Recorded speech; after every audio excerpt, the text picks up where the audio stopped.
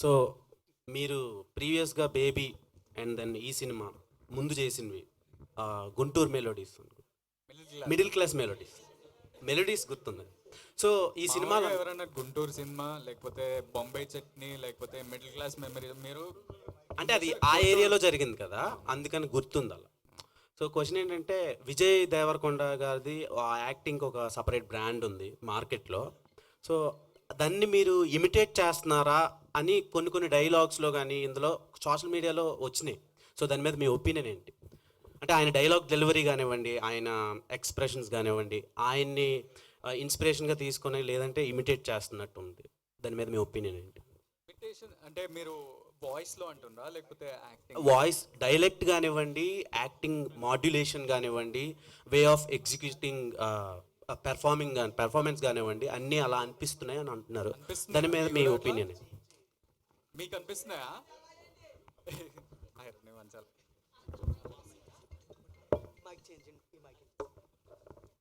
Check yeah. So basically voice, నాకు ఎందుకో ఈ వాయిస్ గురించి చాలామంది అడుగుతున్నారు. వాయిస్ కల్చర్ సేమ్ ఉంటుంది, సేమ్ అట్లనే డెలివరీ ఉంటుంది, టీజర్లో విన్నప్పుడు మీ వాయిస్ సేమ్ అలానే ఉంటుంది అని చాలామంది అంటున్నారు. మొన్న ఇంటర్వ్యూలు చేసిన లైన్గా 2 రోజులు ఇంటర్వ్యూలు ఎంతమంది అడిగారు కదా. So I don't know the answer to that. నేను ఏం చేయాలి ఇప్పుడు విజయ్ ఫోన్ చేస్తే ఇద్దరు ఒకేసారి మాట్లాడుతుంటే మనకు క్లారిటీ వస్తుంది.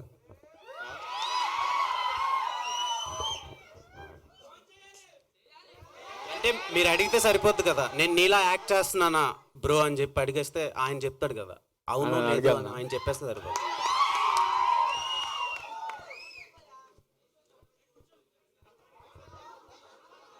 నాకు తెలియదు, షూటింగ్లో ఉన్నాడేమో.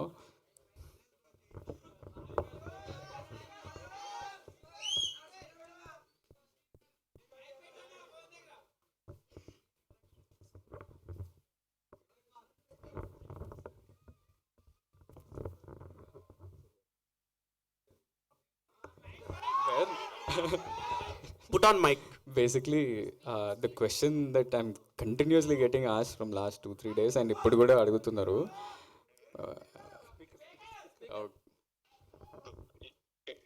You're on speaker.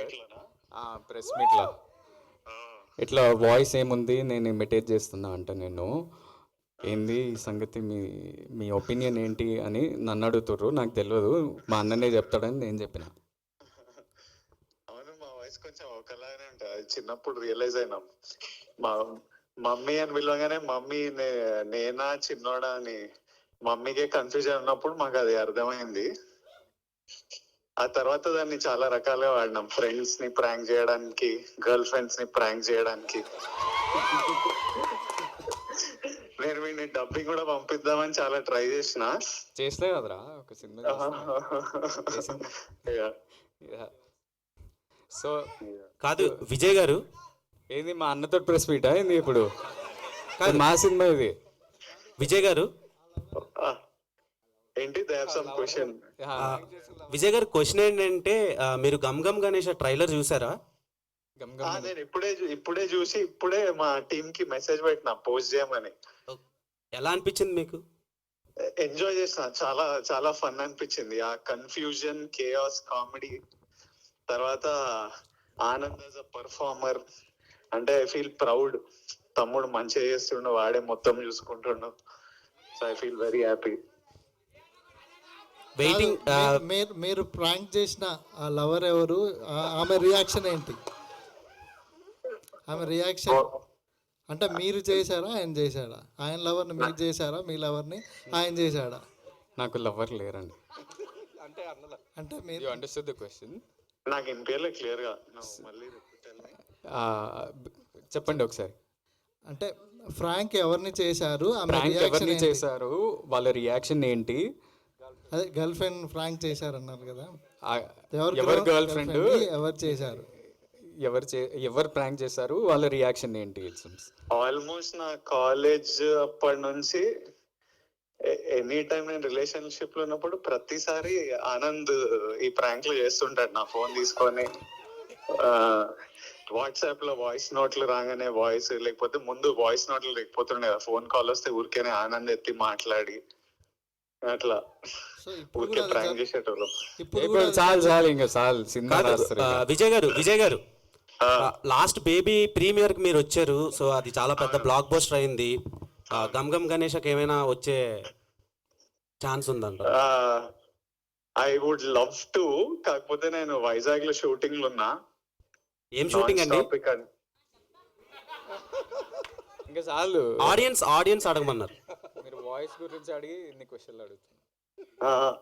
Is it all press అడుగుతుందా ఈ క్వశ్చన్ లో, ఆర్ ద హోస్ట్ యాంకర్ అడుగుతున్నా? Anchor will ask different questions I think. ఇలాంటి క్వశ్చన్లు అడుగుతారు. ప్రెస్ ఓన్లీ ఈజ్ ఆస్కింగ్ అన్న. 1 second. Thank you Vijay. They got clarity I think. Ya, 1 second, you only tell. అందరికి big big hugs, lots of love. Thank you all. Thank you Vijay. I'll call you in some time.